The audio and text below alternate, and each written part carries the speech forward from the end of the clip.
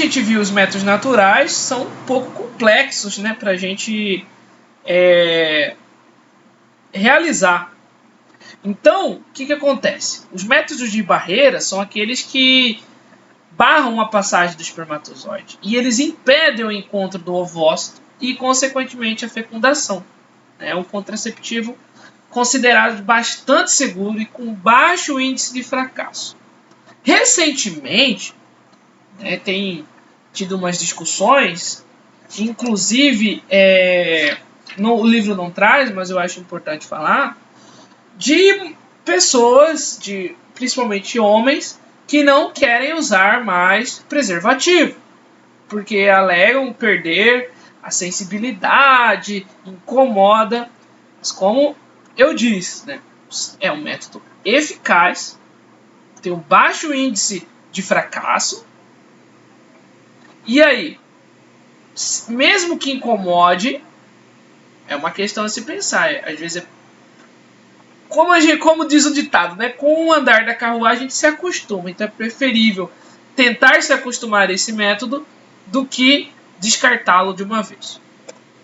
Então, como obrigação minha, como biólogo, professor de ciências, eu tenho que dizer como deve ser usado, apesar de alguns de vocês já saberem como é usado.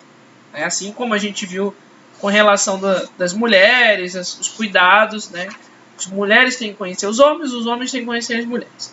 Então, na camisinha masculina, preservativo masculino, são mais populares por conta da eficácia. Tanto é que é mais fácil você encontrar no posto de saúde preservativo aberto ali para você tirar do que ir lá na farmácia pedir um outro contraceptivo, precisa de exame para usar outros métodos que a gente vai ver. Então é o mais popular. E eles são capazes de evitar o quê?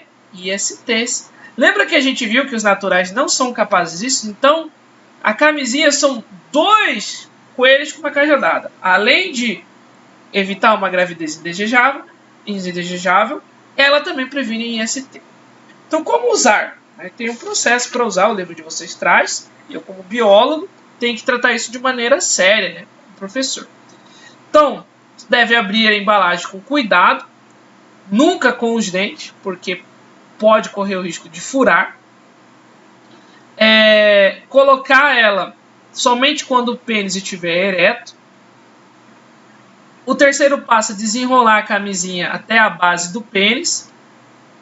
Mas antes tem que apertar a ponta para retirar o ar. Por que tem que apertar a ponta para retirar o ar? Porque durante a relação sexual pode ocorrer dela estourar. Se é uma pressão, um ar muito acumulado, ela pode estourar. Okay? O quarto ponto é relacionado a lubrificante. Então, é importante, se for usar lubrificante, ser à base de água. Porque vaselina e outros lubrificantes à base de óleo podem comprometer a integridade da camisinha. E, por fim, após a ejaculação, tem que ser retirada a camisinha com o pênis ainda ereto. Por quê? Pode ocorrer de vazar se o pênis da pessoa, né, não tiver ereto. Então tem que fechar com uma mão a abertura para evitar o vazamento. Aí dá um nó e joga no lixo. Ok? Agora no caso das mulheres, preservativo feminino. Então elas têm características semelhantes às dos homens, mas ela não é tão utilizada no Brasil. Apesar de estar disponível de graça no posto de saúde. Abrir também com cuidado, evitando os dentes. Segurar a argola menor com o polegar indicador. Aqui. Depois, apertar a argola e introduzir na vagina com o dedo indicador. Que é esse terceiro passo aqui. Aliás, o quarto quadro. E aí, empurrar com o dedo indicador no canal vaginal.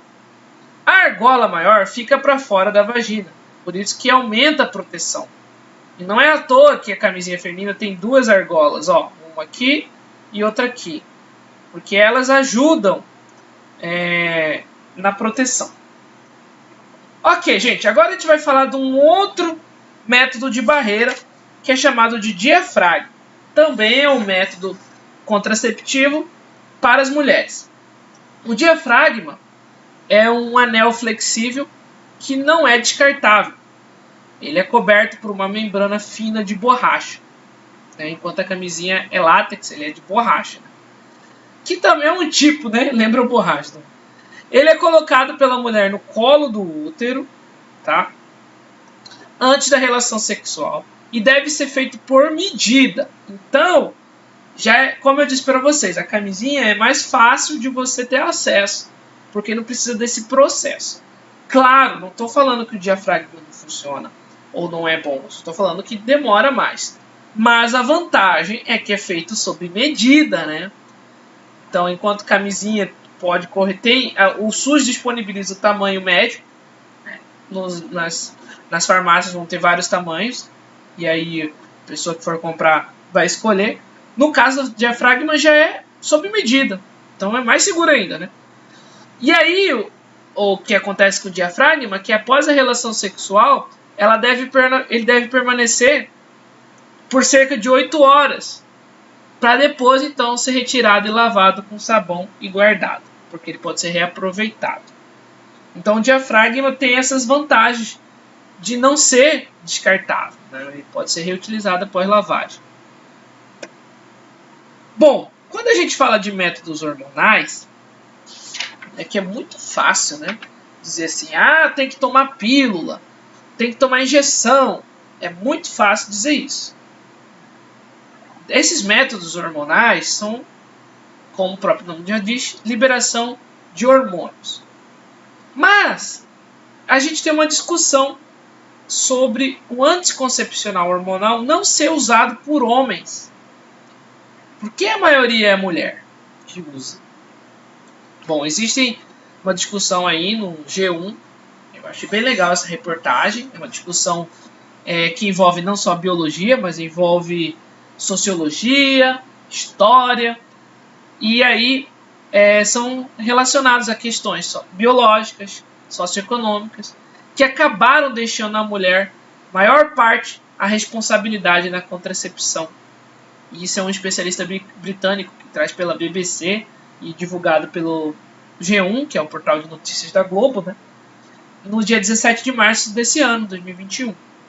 Então é bem interessante essa discussão, não vou dar spoiler da história, é uma coisa que vocês vão dar uma pesquisada, tá? Eu vou até pedir para vocês, no Mãos à Obra, eu vou explicar certinho na parte 3 do nosso vídeo. Beleza? Espero vocês lá!